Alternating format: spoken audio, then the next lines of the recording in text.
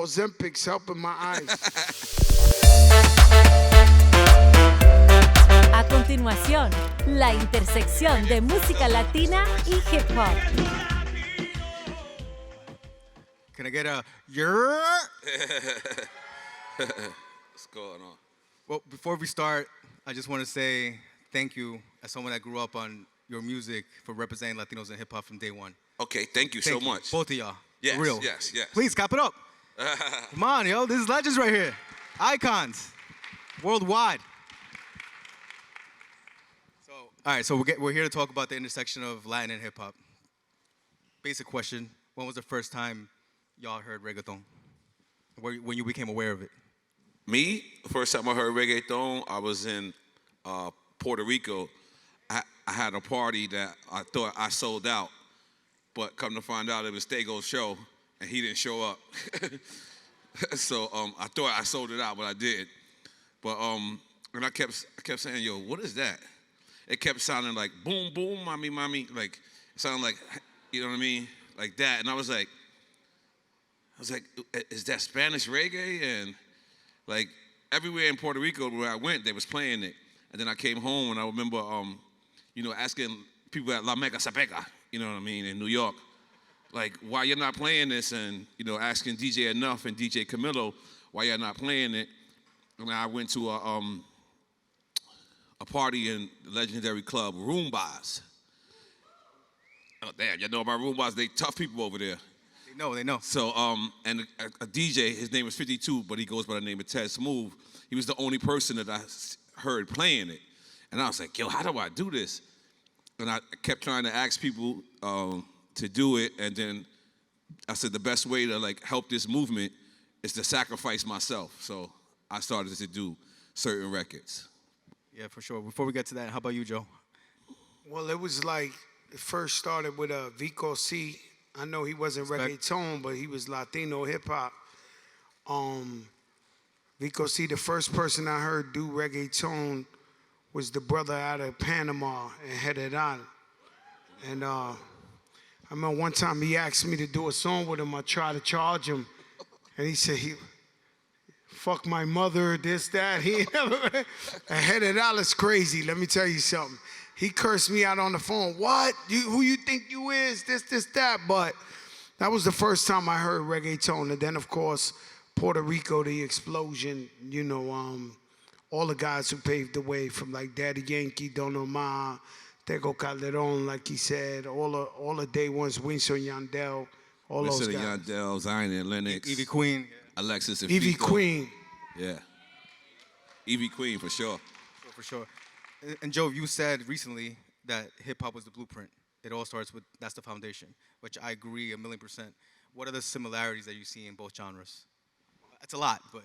Hip-hop is the birth of everything. So if you want to learn something tonight here, is that hip-hop started everything. And, I grew up in the Bronx where hip-hop was originated. So a lot of the things that you see in the reggaeton music and Latin hip-hop, we seen it already. So by the time you seen Karol G and Anuel, we already seen Meek Mill's Nicki Minaj, Jay-Z, Beyonce. We seen all of that, from fashion to flows to, right now it's Latin trap. Trap comes from Atlanta, from hip-hop, from Future, T.I., Young Jeezy, and all those guys. So hip-hop and reggaeton, they side by side. Hip-hop is definitely the influence. Especially the trap, like what Eladio Carrion is doing right now, is pure like hip-hop. Like if you take away the language. Yeah, it's like if they rapping in Spanish, but that's hip-hop beats. It's crazy, but it's dope. How about you, N.O.R.E., the similarities that you saw? The flashiness. Like everybody wants to be flashy. Everybody wants to have the nice car. Everybody wants to have the nice watch. Everybody, and you know what I mean. That's what I see the comparison. Like a lot of reggaeton that I love is really women-based songs. You know what I'm saying? So I'm not really into Latin trap. Like I had enough rap in my life, not to have it in another language. So I stick to in my younger days, I wanted to hear everything rough, in my older days, I want to hear everything smooth. I feel you, bro. I feel you. I only listen to reggaeton music about women. Like Growing up, we're dads now. For real. For real. So take us back to '04, Oye Mi Canto. Like, how did that come about? Like, by the way, Anthem. Please clap it up for Oye Mi Canto, please. Oh, yeah. Well, It still goes crazy in the club. Well, I did a record before that called Toma Reggaeton, and it was getting traction, but the record label was like, never in a million years will we get behind that. And then the Puerto Rican Day Parade come. And every year, you know, the Puerto Rican Day Parade was very important to me. You know, back then when this was cool, my father used to take me on the train, and I used to sit on the cooler, and I used to sell his beers. Like, you know you had parents like that. You know what I mean? So let's just sell his beers. So I always just go to Puerto Rican Day Parade, and it's a certain energy in New York City, like everybody becomes Puerto Rican on the Puerto Rican Day Parade. So that's why I say on the thing, it doesn't matter your race because today you Latino. I was taking that little sentiment from the Puerto Rican Parade and I related it to all Latinos. But it started for just being a record for the Puerto Rican Day Parade and paying homage to pun. Obviously that hook comes from pun, Boricua Morena, but then I wanted to expand and I wanted Colombians not to feel left out and Dominicans and you know what I mean and everyone and just say that, you know, we all Latinos. And if you listen to that record, whether you black, Chinese, you become Latino for the 3 minutes. You know what I mean? That ass. So I wanted to do that, and I remember me releasing the record and it doing 500 spins. Now, a record doing 500 spins on its own is not, you know, something to, you know, dance about. But then the next week it did 1,000 spins, and then the next week it did 2,500 spins, and then it went from the record label saying, I will never back that record to the record label saying, come bring me my record. And I was like, all right, yeah, hit 5,000 spins on their own, now it's your record. You know what I mean? So they got behind it and it set a movement. No one can never take this away from me. The first reggaeton record on MTV is mine. The first reggaeton record on BET is mine. The first reggaeton record on Hot 97 is mine. The first reggaeton on performing at the Source Awards is mine. So I know Yankee recently did a documentary and he paid respect to reggaeton. He left out Oye Mi Canto, I'm not sure why, but you know, we can't erase that history. We can't take away what I did. I sacrificed my own community. There was people who literally stopped talking to me because they hated what I was doing when I was doing reggaeton.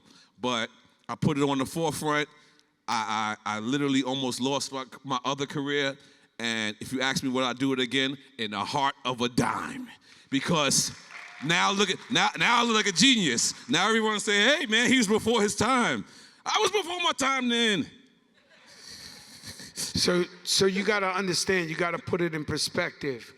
N.O.R.E. was a member of a group called CNN. He was selling millions of records with straight hip-hop. Noriega. Straight hip-hop. Is that Neil Levine out there? No way. Yeah, he got Menudo. He went around with yeah, Menudo. Yeah. Yo, Neil, what's up? We love you, bro. Okay. I can't, Thank you. That man helped us a lot. Yeah, that's right. He got Menudo now, right, Neil? Yeah, he got Menudo. We love you, brother. And so N.O.R.E. had CNN. He was the underground king. And then he wanted to do reggaeton. So imagine somebody you consider the purest of hip-hop stepping out to do reggaeton. It was a real big chance he took to do that. And thank God he went #1 and he broke records and he pioneered. But you know, not too many people would do that. Yeah, for sure. That wasn't the norm, and then you did the album. Yes. A couple years Like later. me, they used to try to offer me millions of dollars to do a reggaeton album. But I'm hip hop, I'm not reggaeton. So it would be like Vicente Fernandez doing some young Mexicano thing right now. You know what I'm saying? So with me, it was like, yo, they know I'm hip hop. I would be looking like I'm trying to be a wannabe or doing something like that. I couldn't do that.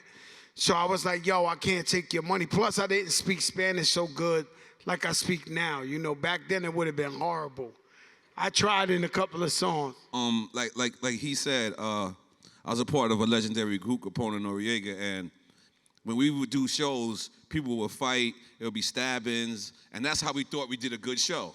You know what I mean? Like, If no one fought, we would be like, that sucked. You know what I mean? Like, but and then I got tired of that life. So I did that one reggaeton show, and it was Stego's show, but nobody fought. And you met your wife dancing to reggaeton. I met my wife dancing. He stepped to her like, Yeah.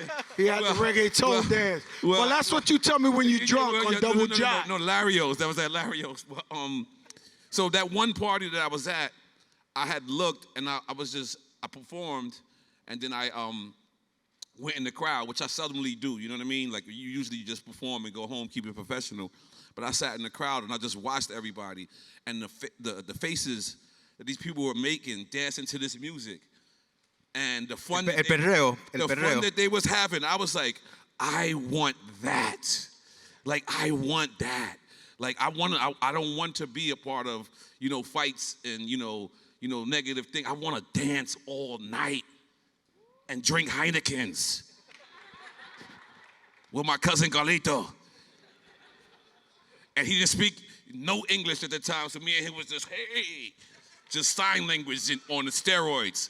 You know what I mean? So, yeah, it was to tell you the truth, you know what I mean? I always embraced being Latino. That was my time. Which, by the way, I realized you were Latino when Esa Loca. That's right. That's 1998. Like, that joint. Well, my first rhyme ever in 1996 or 97, my first rhyme, Jose Luis Gotcha. You know what I mean? I wanted people to know the Latin influence, you know what I mean? I grew up, my mother listening to Hector Lavoe and Marvin Gaye. You know what I'm saying? Then, you know what I'm saying? Willie Colon and Lionel Richie. You know what I'm saying? So it was always in my thing. But yeah, like I said, man, it's one of the most wonderful times of my life. Traveling, to all of these different countries. You know what I mean? And I even performed in Germany. Reggaeton. I was like, what's wrong with y'all? How do y'all like this? And Dusseldorf, and you know what I mean, and all that. So yeah, it was a great time in my life. And Joe, what was your reaction when he was like doing the reggaeton and the album and all that? He didn't like it. You jumped on the album, so. No, I'm gonna do whatever for him, but I definitely told him you bugging out. CNN, we have a historical group in hip hop called Run DMC.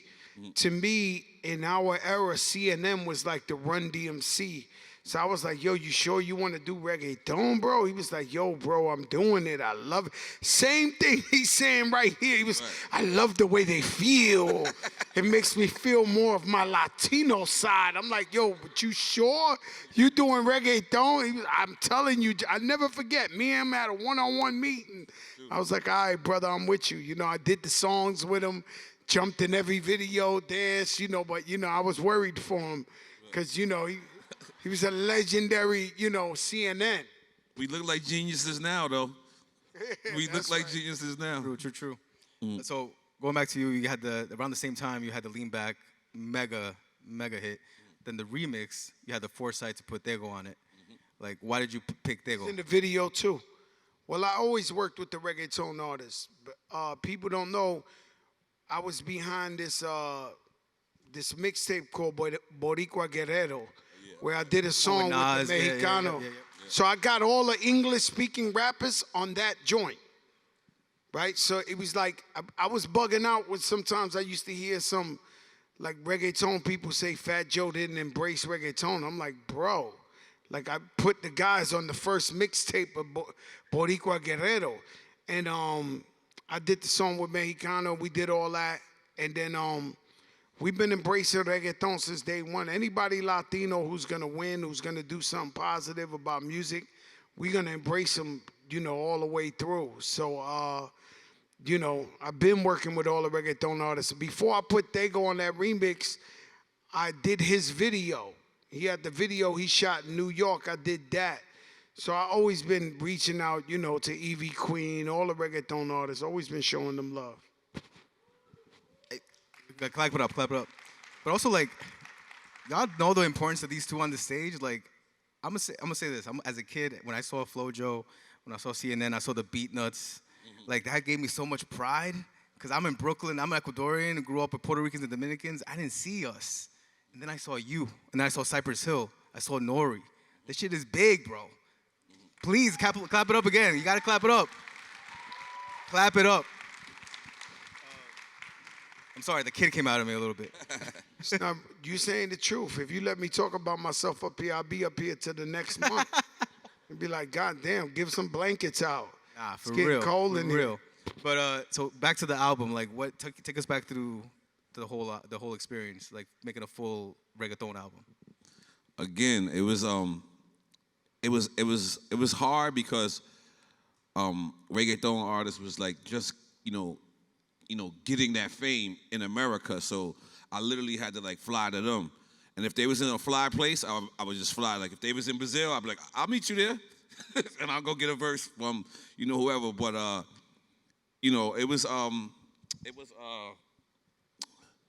it was a great experience because I never did that. Like I seen Guru do a jazz album, you know what I'm saying? And then I seen I believe R. Kelly did a gospel album or something like that, or a stepping album. And I was like, and Beyonce did an album like that. And I was just like, maybe it's my turn, you know what I mean, to test my creativity. So, I would stay out late nights and, you know what I mean, like if I found out Evie Queen had a show at the Garden, I would just, pop up and be like, hey. She'd be like, hey. I'm like, my studio's right down the block. And she's like, oh, okay. And she came. I remember one time she came to the studio, and when our floors was so filthy. And she took off her shoes. And we were like, no. It's like, no. And she was like, fuck that. Because she's a gangster. I don't know if you know that. And she went and he laid her verse with no shoes on. And I was so embarrassed because I was like, I knew the maid was fired forever. We had no maid. It was terrible, but she did her verse. So to answer your question, it was a good experience to do something that's not what I'm used to, like with hip hop. You know what I mean? When I worked with Looney Tunes, I went and I flew to Puerto Rico to their house. You know what I mean? So like all that experience was dope. You know what I mean? And I was controlling my own budget because at the time, the label Def Jam, they didn't know what a reggaeton budget was. So whatever I said it went. So I spent it, and I had a joyful time doing it. Yes, I did. That was under the Rock La Familia, right? Sort of. It was on the Def Jam, Rock La Familia, just put their logo on there. OG Wan did absolutely nothing. That's my man. But I remember I told OG Wan, I was like, yo, I got to get a flight to see Daddy Yankee. He was like, you got Jay-Z. What you need Daddy Yankee for? No, it's Don Omar, excuse me. I was like, yo, what business are we in? We're in the Latin business. You're telling me Jay-Z. I'm like, yo. So it was a great experience because I think that was just something that they was experimenting with. Remember they signed Hector Bombino. They had super success with him. So and I got to meet him, and now he's a pastor. Yeah, now he's a real pastor. Father. Third father, yeah. Yeah, so all that experience working with different artists and working with different producers was amazing. Big up to my boy SBK, who made sure he was there at he's the one who produced Oye Mi Kondo. He was there from the beginning. So the experience making the album was absolutely excellent. Now another iconic moment for Joe when he did the Chosen Few remix for Reggaeton Latino. I begged him to get on the Chosen Few beat. Oh, word? I begged him. Boy, one day hit me. He's like, please, we need Fat Joe. And I was like, please, Joe. I begged him. Begged.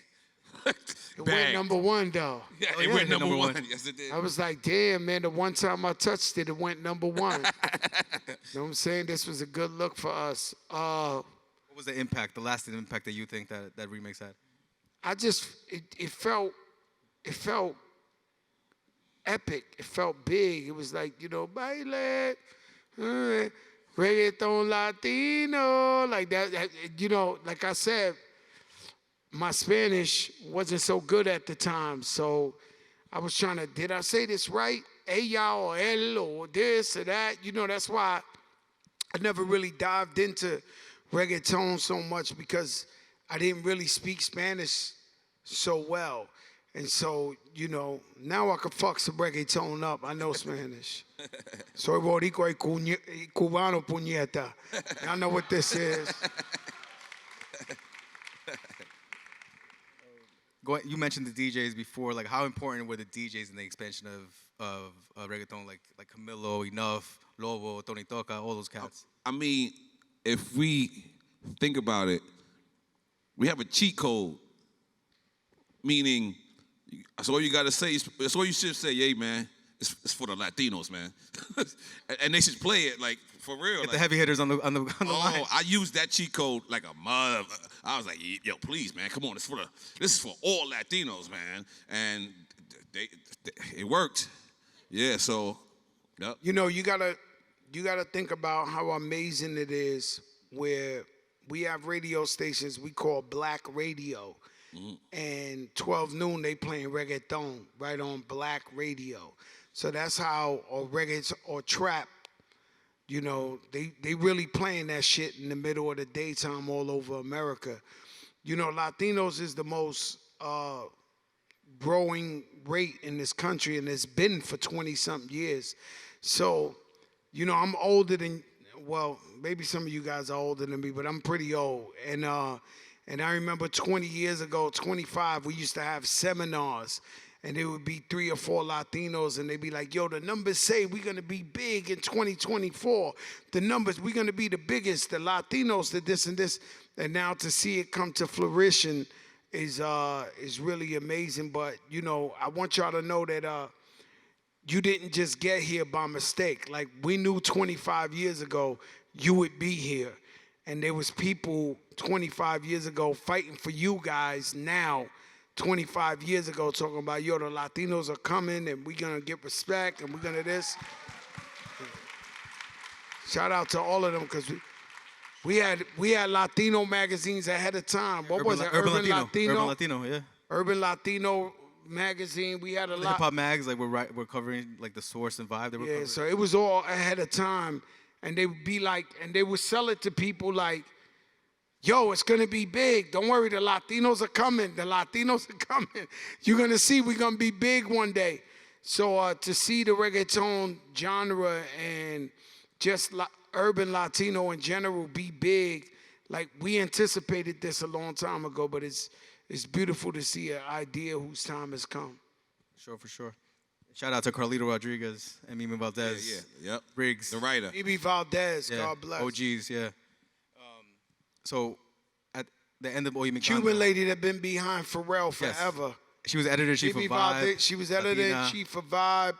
She manages Pharrell to this day, and you know she's a legend in the business. Definitely. So at the end of Might as well say oh, shout out to Willie Esco and Willie all Esco. these guys Let's who do it. paved the way. You know what I'm saying? I'm telling you, Willie Esco had the hottest clothing brand in America, and he was a Latino. You know what I'm saying? I remember the ads in the source. If we're going to shout people out, might as well. What you said? Want to shout somebody else out? Every shout out he said, I'm co-signing it. All right, dead. Yes. All right, bet. Yeah. Bet. All right, so Oye Mi Canto, at the end of it, you say, Pana, you would have loved this.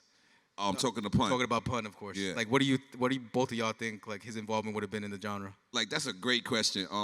I'm sure, obviously we can't answer this. I'm sure Pun would have jumped off the river with me with the movement, like in the beginning. Like, I'm sure. I can't definitively say it because obviously he's not here and we can't prove that. But me knowing the crazy person that Pun was, you know what I mean? I think he would have jumped right off the river with me. That's why I thought of him making the record. You know what I mean? Like, obviously that's why the hook is there. You know, paying homage to him. But I'm sure he would have jumped off, and I'm sure he would have been there with me early. Big Pun was like super pro Latino, and he didn't just think he was Puerto Rican. He thought he was everything. He thought he was Mexican. So when we went to LA, he'd be like, yo, I'm going to live out here in LA. Yo, the Mexicans think I'm Mexican, man. Fuck that. I'm fucking with the Mexicans. I'm the vato loco. So, you know, that boy Pun, what's up, baby? That's one of the pioneers right there. It's like, you know. I can't see. I don't know how you can see that good. No, I'm doing good. Ozempic's helping my eyes. And so Big Pun, he was really pro-Latino. You know, he really loved being Latino. And so I agree. I think he would have been messing with a lot of the reggaeton too. So today you're still embracing it. You just did a Paradise song with Anita and Khaled.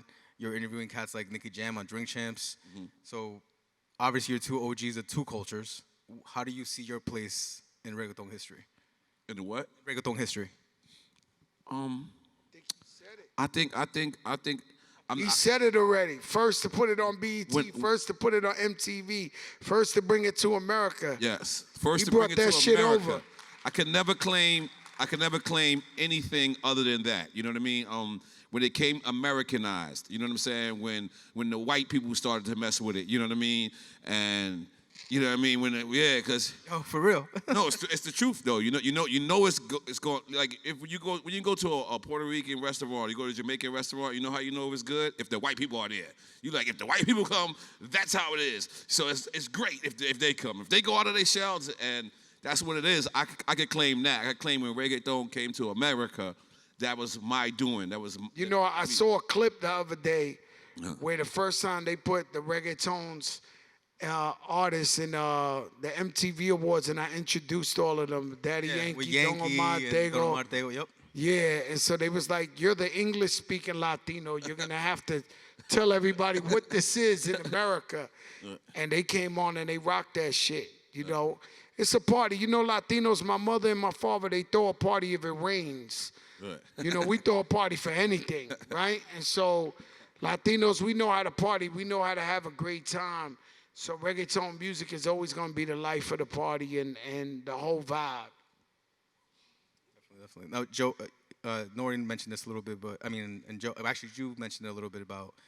There's this thing about Latinos that we were born and raised here. Sometimes they see us as not Latino enough. We weren't born in our countries. Have you dealt with it? Like you dealt with it? Have you dealt with it on a personal, on a career level? Yeah, even like New York Puerto Ricans and you know what I mean, and Puerto Ricans from the island. It's like it is two different things. You know what I mean? Like I used to be like, why are they separating us? But then after a while, you're like, all right, cool. It is two different things because it's not like a New Yorker. But it doesn't make you any less. It doesn't make you any less. No, it doesn't make you any less. But here it goes, Latino connection. But yeah, it's easy to go. Vamos Latino, vamos Boricua in Puerto Rico. It's hard to wave a Puerto Rican flag in the middle of Africa. Mm-hmm. And that's the shit we've been doing over here for years. Waving the flag and representing the Latinos out here, even when we're the minority. And people don't really understand that. And so I used to be confused because one thing I do know is that I'm Puerto Rican and I'm Cuban.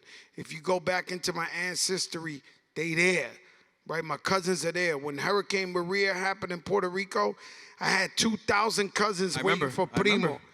Yo, bro, like I went over there, I had redhead cousins, black cousins, white cousins, this. I said, shit, I met all these guys before, but not at one shot. So I'm over there giving money out like, coño, like this shit is real out here. This shit, right? So, and my brothers are blacker than night. My Cuban brothers are blacker than night. Hector and Juan Carlo and Lourdes and Belinda. And so, you know, we represent the Latinos even when it wasn't popular to represent the Latinos. I get this man here, I give him so much credit because I didn't even believe he was Boricua. He said, Jose Luis Chacha, we grabbed him immediately and said, you with us, you Boricua. But I never seen this Puerto Rican family. I was in Chicago one day, I had a show. He said, yo, my brothers is over there to go to the show. I told him the hotel. I came downstairs. I said, yo, N.O.R.E., where's your brothers? They not here. He was like, they right there. I looked down. They had guayaberas on and shit with DAs. I was like, you N.O.R.E.'s brother? Oh, shit. He is Boricua. And so, you know, so when I get, you know, like I told you, I learned Spanish. So I finally did my first, like, Drink Champs interview in Puerto Rico, which is Malusco. And it was all in Spanish. It was, you know, you got to tolerate it. It ain't perfect. But in that interview, I finally got to really speak to the Puerto Rican people in Spanish. Because before I didn't know how to express myself and all the Latinos. And then I broke down to them who I am in the hip-hop game and what I've done for the culture. And so even Malusco says in the middle of the interview, he says, yo, you know, I never really looked at you as a real Puerto Rican. But you always repped us and you always was there for us, this and this and that. And I was like, wow, somebody actually said it. And so that's terrible for me that we've been representing Latinos and Boricuas forever, and there is actual people somewhere saying he ain't a real Puerto Rican, he ain't the real deal. And I see it even in boxing. You know, we got a young brother named Edgar Balanga who's out there fighting for the bodies. And some bodies don't want to accept he's Puerto Rican because he's from New York. And this guy is repping the bodies to the fullest out there, fighting the biggest and the best. And so, that really bothers me when I see that happen because, so I'm like, damn, so y'all selective with whose body. So Mark Anthony is body. He born in Spanish Harlem. Nicky Jam born in Boston. J-Lo born in the Bronx. They real selective with who they want to embrace like that. And it's Wells really born crazy. in Boston too. And Wells born in Boston too. Noel born, I'm just saying though, if we all fake bodies, then we all fake bodies. Don't just take Mark Anthony when he goes, Borinquen, and you're like, oh no, this is the guy, he's the pure. Es el puro, el papi puro. Well, we're wrapping it up. Thank you for your time. Give it up again for Fat Joe and N.O.R.E. Thank you for representing us. Day one. Respect.